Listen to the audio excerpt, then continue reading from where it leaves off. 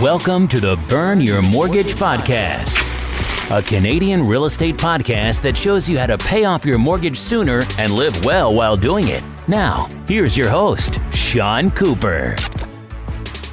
Welcome to the Burn Your Mortgage Podcast. I'm Sean Cooper, and it's great to be back for another episode. On today's show, I'll be talking to Uytae Lee. Uytae Lee is the creative mind behind About Here, a YouTube channel dedicated to covering the complex issues surrounding our cities. In addition to the channel, Uytae produces the CBC series Stories About Here. Check out more of his work at youtube.com/abouthere. In my interview with Uytae, we discuss addressing the missing middle, the heritage dilemma, and a special solution to the housing supply. Without further ado, here's my interview with Uytae Lee. Hi, Uytae. How are you doing today? I'm doing well, Sean. How are you? Pretty good, thanks. I am super excited to have you on the podcast. I'm a big fan of your work, watching all of your videos online as well as your CBC videos. And we've been in touch over the last few years here. And yes, when I decided to start up my podcast again, I knew that I want to have you back on. So yes, I'm really excited to have you on today and discuss some of these important issues regarding the housing crisis that I think are on a lot of people's minds. So yeah, really excited about this. Oh, well, it's such an honor to be on the show. And those words mean a lot coming from you, Sean. Yeah, thanks for having me here. Perfect. Well, let's get started then. So it's not like we're going to discuss any super complicated topics, just solving Canada's housing crisis. I'm sure we can figure it all out by lunchtime. But Right. Anyway, so let's try to talk about these topics here. And again, there's no silver bullet to them. And these are just your personal thoughts, but it's always nice to get everybody's different opinions there, especially when you're reading the newspapers and they're always so bearish on housing, saying there's going to be the housing market is going to crash every single month. So it's just kind of nice to have a more balanced discussion on that rather than just always dumping on home ownership. So I hear you. So the first topic that I wanted to discuss is missing middle. We often hear, and you did a great video on that there, but we often hear about the lack of housing for the missing middle. First of all, maybe you can talk about, for anyone that's not familiar with the term, what is the missing middle? And yes, I mean, I know that you're based in Vancouver there, but if you're able to share any thoughts that could apply to other cities, but yes, maybe you could talk about what is being done to address the missing middle and how cities can do a better job of addressing that there, because it seems like there's some people slipping through the cracks and there's not the right type of properties for them that they're looking for. For sure. Yeah. So, I mean, to kind of give some context and try to explain what the missing middle is, the missing middle is, describe it as like a phenomenon that you can see in a lot of North American cities. And it's basically a situation where a city has a lot of single family houses, single detached houses, and a lot of apartment towers, high rises, condominiums, and very little, type of housing that's in between those sizes. We're talking like townhouses, walk-up apartments, row houses, and sort of those sort of like middle ground between like, lower density housing to really high density housing. And the reason why that happens, I describe it as really ultimately the result of a political dynamic in cities, especially in North America, have had a lot of kind of suburban style housing from the 50s, 60s that we kind of have a legacy of.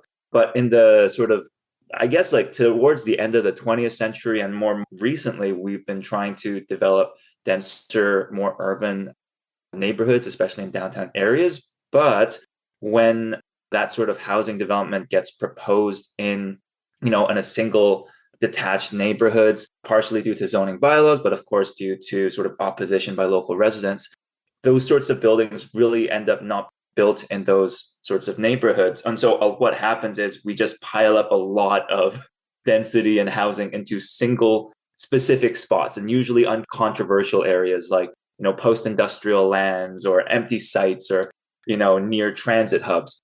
And I don't want to say like that's necessarily an evil like awful thing. I think there's something to be said about, transit-oriented developments and kind of really high-density towers. I'm not bashing high-density towers, but you're right that there is this kind of gap that's created in the market for families who would definitely benefit from more of a ground-oriented unit like a townhouse or a walk-up, but don't necessarily have the finances to get into a single detached house, especially in a city like Vancouver. So I think that's something that really, I feel like a lot of that, I mean, it's definitely a part, I'm not going to say it's the silver bullet, but it's a part of addressing our housing crisis is, creating this sort of housing that's really this middle ground between, single detached housing, which is honestly, out of most people's reach in certain metro contexts like Vancouver and Toronto, and high rises. So how's that for an explanation? Pretty good. I think we're part of the way there on solving the housing crisis, but we don't want to take too much credit for that. But yes, that's a great explanation there. And that was very well said, because the issue with condos is that they can be great when you're just starting out living on your own or living with your partner. But then when you're ready to start a family, I mean, it's not so easy in a cramped condo there. And the problem is that there's not a lot of bigger condo units. There are very few. I believe you might have discussed this in one of your videos here, but like usually it's 1 bedroom, 2 bedrooms are more rare. Yeah. Like 3 bedrooms, do those even really exist there? And then the problem is you really need to make that leap right to the single family home, and there is a lack of townhouses there. So yeah, definitely it's important to address that missing middle, because not everybody, like going from one extreme to the next, like going from a condo to a house, there really needs to be that kind of rung on the ladder that helps you get from one housing type to the next. That's a good way to put it. For sure, it can be a rung on the ladder too. It's definitely, right now it does feel very polarized. And, I don't want to maybe talk too broadly here, but I feel like there is even like, it results in a bit more of a cultural divide. Or people have argued that too, where, there is like a downtown and then there's, sort of the neighborhoods outside of downtown. And it ends up being quite adversarial. People will point to those new towers being being constructed in the city and really oppose any kind of development in a neighborhood, because it is just creates that really jarring kind of dynamic. So yeah, like if all the examples we have of new housing are just 20, 30 story plus high rises, I would understand why a single detached neighborhood would be wary of new developments in their backyard. Yes, very well said. And another issue that we see crop up in cities all across Canada, not just Vancouver, Toronto, other cities like that, is around, like, you had a video called The Heritage Dilemma. And I guess it's kind of a fine balancing act. Like they want to protect the history and heritage of an area, but that can hold back an area from building more affordable housing and also putting the land to better use. So maybe you can just talk a bit about that from the housing supply standpoint and just mention some of the more interesting points you spoke about in your video there. For sure. And I will try to just walk very carefully around this topic, because I absolutely understand, heritage and kind of protecting the spaces we really love in our city that hold cultural value. It's an important part of urban planning, really. So that video I made it specifically about the topic of heritage districts. So this is sort of a more recent policy that's become popular in cities really right across Canada, where instead of protecting single individual buildings, we protect entire swaths of neighborhoods. Here in Vancouver, the primary example I point to is a neighborhood called Shaughnessy. It's about, I'm trying to top of my head, try to figure out a percentage. I think there's maybe 150 to 200 houses in this neighborhood that, because of this policy, we've kind of all protected as the Shaughnessy Heritage District. And for me, when I saw that happening, I couldn't help but feel a bit of concern that, I think there's something about protecting individual buildings, but as soon as you protect a whole neighborhood of houses, you get into this area where, yes, you are having a much broader impact now on housing supply and the creation of new housing supply, but also just it aligns a little bit more politically conveniently aligns a bit more politically with the interests of, wealthy homeowners in that area who would really not prefer any kind of new housing to be built. And they use heritage policies such as this to kind of prevent that. For context, Shaughnessy is, yes, full of nice, beautiful old houses, but it's also basically a mansion district.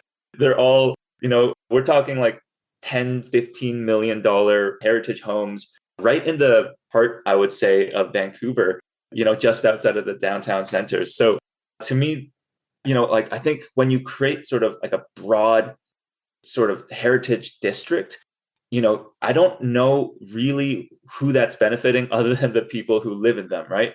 Like if we're protecting heritage so that other people, so that like the general public can really pass by and admire and, really be exposed to our city's history, that's one thing. But, if you're just protecting like a big neighborhood from any kind of change at all, it really does end up becoming, a heritage district for the people living in the heritage district, but not really a place that people would go visit and really kind of take in themselves. So for me, I actually like when I think of heritage, like I love heritage that's kind of blended in and mixed in with the existing urban fabric.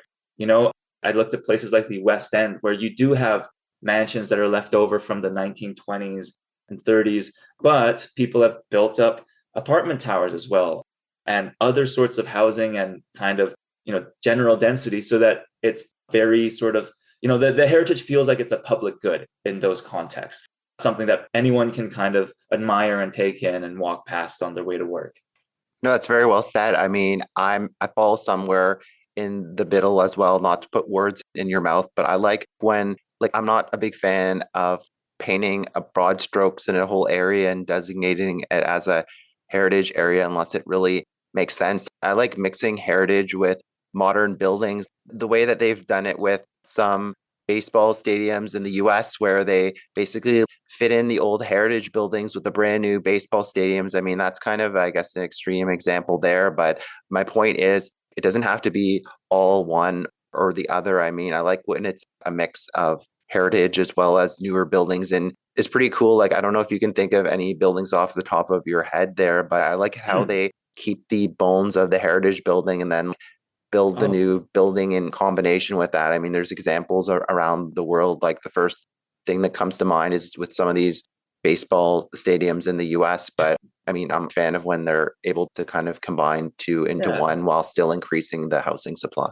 Absolutely. I think for sure some of my favorite examples come from Halifax, Nova Scotia. And that's a city that, you can't touch a single building without touching a building that's like, centuries old. So they've really come up with very like ingenious ways. And not like, not that it's completely unique to Halifax. I think it happens kind of all over the world and whatnot, but where they, they preserve the heritage building in the first floor or first two floors, however big the heritage building is, but they'll add more density on top of it. And, this gets into an interesting question of like, what does preserving heritage look like, right? Is it only heritage if you preserve just the building and build nothing else on top of it and don't taint it in any way? It's what's kind of like that Greek philosopher's question. I forget what it is, but it's, if you have a boat and then over 10 years, like you end up replacing every piece of the boat, you still have the same boat. You know what I mean? So I think like there is like this kind of more nuanced discussion that heritage protection honestly deserves, which is, thoughts around, like what does heritage protection look like? What are we protecting heritage for? And I think, the whole heritage district, this very like, heavy-handed kind of wide-reaching sort of policy really misses the opportunity to have those sorts of conversations. No, very well said. And I think you're the first person ever to quote a Greek philosopher on my podcast. So that was pretty cool there. For everything. Yes. So you're the first one. Hopefully not the last, but that was pretty cool. So yeah, I'm just curious, like we've touched on it within this podcast here, but it seems housing density and issues around housing supply is so politicized. It seems like the right decisions aren't made because of, for political reasons, people are worried about getting reelected. And it seems like powerful special groups push their political power to make sure things don't happen. Like, for example, I mean, not to go off topic, but in Toronto, it happens all the time. For example, areas to make them more livable, we're looking at like doing complete streets, like making the Right. streets for everyone, making them for pedestrians, making them for cyclists, making them better for businesses. But for example, a neighborhood in Toronto, Rosedale, like the wealthy homeowners there just pushed back and wanted the status quo, and it really took a lot of grassroots efforts to actually get anything done. But it seems like there's a lot of NIMBYism and people that carry political kind of put the kibosh on certain things. So I'm just curious your thoughts on how to make housing less political and actually get housing built, because it seems like it's a pretty controversial topic a lot of the time, unless you're kind of doing some of those easy projects that you were talking about on, like, you know, industrial lands and stuff like that. Yeah. I mean, I think to some extent, housing will always be something that's political, and because it is something that's tangible and it's impacting people's neighborhoods, their backyards. You know, when a new development comes up, it is something that you will have feelings about. So, you know, I think the only option we really have, I guess, in a democracy like ours, is to try to make the discourse around housing a little bit better. Oh, I mean, I guess there is, like, you know, some argument maybe for like delegating, you know, housing controls, taking away powers from municipalities and giving them to provincial governments or federal governments. But that's a whole other can of worms. I'm not going to get into that for today. But I think, you know, where I come from is really just improving the education and discourse around housing is really step one for me. Just, you know, I think the average person really just cares about living in a good community, having housing that is affordable to them, for their children and their children's children. And, you know, there's some real basic pragmatic things that I think everyone can agree with. But it's when you get into the weeds of like how to sort of add new housing supply or, you know, keep housing affordable, that's when things get a little bit more challenging and definitely more complicated. So, you know, I think just having more public awareness about those sorts of issues is really step one. You know, in tandem with that, I think for sure for policymakers, it's important to differentiate, you know, between a valid citizen's concern and what I would describe as very exclusionary kind of classist NIMBYism. I mean, you mentioned Rosedale, right? Like, I think that's the kind of brand of citizen, you know, input that I honestly feel comes from the wrong place. It's coming from a place of like, you know, we want to preserve a wealthy, exclusive neighborhood that, you know, nobody else can really partake in. And to me, and I'm not sure that's really the values that everyone else kind of has. But yeah, I think more specifically speaking around housing and, you know, how we talk about the housing crisis, I've always liked to frame it this way. I actually think the solutions to the housing crisis are rather simple and pretty straightforward, or we have simple and straightforward solutions to the housing crisis when you really think about it. But they're all solutions that people would be very uncomfortable with. You know what I mean? Yes, in theory, we could, you know, remove all zoning regulations and all, you know, development processes and just let the private market build as much supply as it wants to wherever. And I'm sure that might be an appealing idea to some people, but I know that's a very, very concerning idea to others. And the same token, we could also completely remove any kind of financialization from the housing market, completely bar people from buying second properties or foreign investors or banks from even investing into property. And I'm sure that would be an appealing solution for some people, but it would be a disastrous solution for other people. And so, like, I think that's kind of what I like to make clear is like, it's to some extent, there's a conflict of values and strategies that's happening as well when it comes to housing. So yeah, it's just good to know about what those sort of menu of items are, rather than really trying to say it's like being too black and white on any one sort of solution.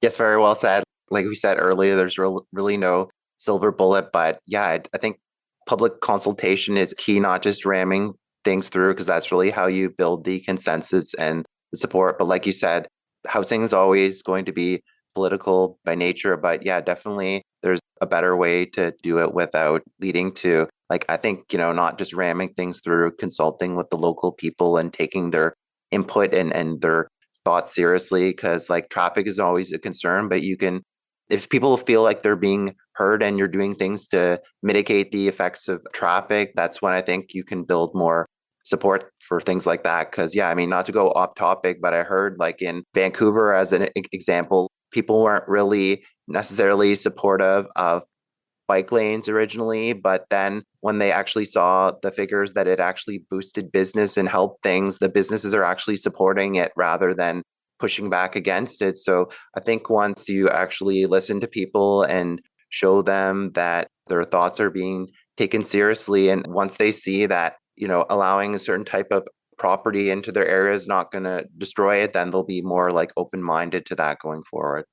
Totally, totally. Yeah, I'd say it's a combination of presenting really good information and earnestly engaging with, residents nearby, those sorts of projects. But I also do see a real need for political will and for planners and councillors and mayors to kind of advocate for what they want and, not let it die on the shelf of reports. Yeah. Great. And we have about a couple minutes left here, but I just wanted to get any more thoughts that you had to share on the housing supply crisis. Anything else interesting that we haven't talked about, like about zoning regulation? Like in Ontario right now, a big topic is cutting the red tape and just getting as much housing built as possible. Maybe you can share some interesting tidbits of what Vancouver has done to see success in that area that other parts of Canada might be able to learn from. I mean, I'm not sure if we've seen success necessarily, but I think, Vancouver, like Toronto, definitely has a real, a zoning landscape that is really common in most cities where you have certain areas like the downtown, certain transit corridors, certain specific sites where we've piled up a lot of housing supply. And then we've left most of the other sort of, I guess, single detached neighborhoods. We call them RS1 zones. We've really left those kind of more or less the same over the years. But I think, one sort of interesting tidbit that